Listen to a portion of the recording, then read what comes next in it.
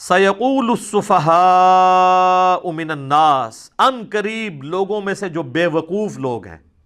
لائی لگ لوگ، وہ کہیں گے ما وَلَّاهُمْ عَنْ قِبْلَتِهِمُ الَّتِي كَانُوا عَلَيْهَا،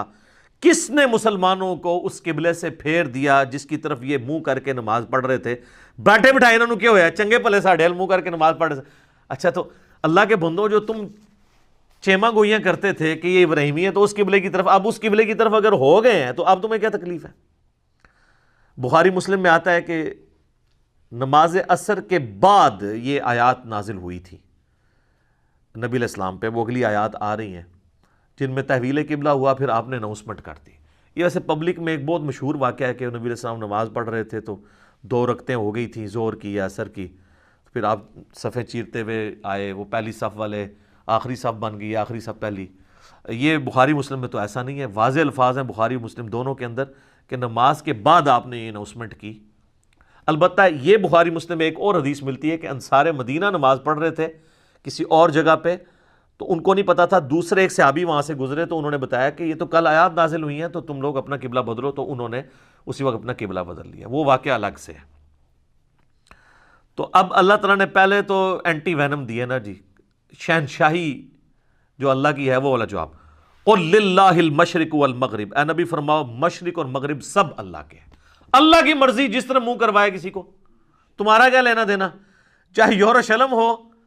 چاہے وہ بیت اللہ ہو، دونوں اللہ کے ہیں۔ اچھا، اور واقعی وہ بالکل اپوزٹ ڈائریکشن میں ہے۔ مسجد قبلتین ابھی بھی مدینہ شریف میں موجود ہے، جو لوگ عمرے پہ جاتے ہیں نا، اور مدینہ شریف میں وہ جو زیارتیں کروائی جاتی ہیں ان میں ایک مسجد قبلتین ہے۔ مدینہ شریف میں یہ حال ہے کہ ایگزیکٹ 180 ڈگری ہے، یعنی اگر قبلہ شریف اس طرف ہے نا تو بیت المقدس بالکل اس کے اپوزٹ ہے، 180 ڈگری۔ اور اس کا ثبوت یہ ہے کہ حرم مکہ میں جو مزاب رحمت ہے نا، آپ کو پتا جو حتیم میں گرتا ہے، خانہ کعبہ کا جو چھت سے بارش کا پانی جس پر نالے سے گرتا ہے اسے مزاب رحمت کہتے ہیں۔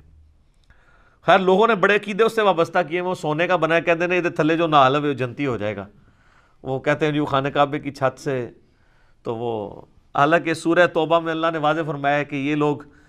مشرکین اب یہی کہتے تھے کہ دیکھو حاجیوں کی خدمت ہم کرتے ہیں، یہ کعبے کے متولی ہیں۔ اللہ نے فرمایا کہ اللہ پر ایمان لانا، آخرت پہ ایمان لانا، اس کے پیغمبروں کے ماننے کو انہوں نے کعبے کی خدمت کے ایکویلنٹ سمجھ لیا ہوا ہے، اصل دین تو وہ ہے۔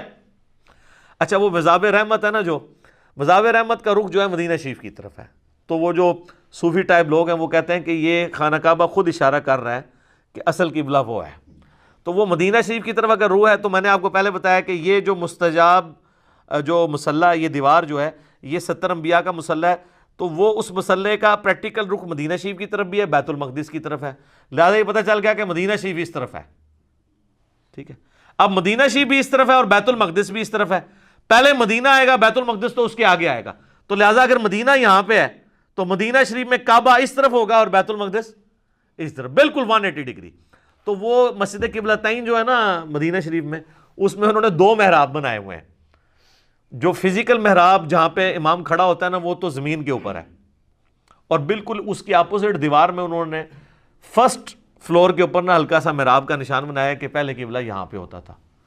کہ وہیں پر یہ آیات نازل ہوئی تھیں تحویل قبلہ کی۔ تو اللہ تعالیٰ ماتا مشرق و مغرب اللہ کے ہیں، جس طرح مرضی منہ کروائے، تم لوگوں کو کیا تکلیف ہے؟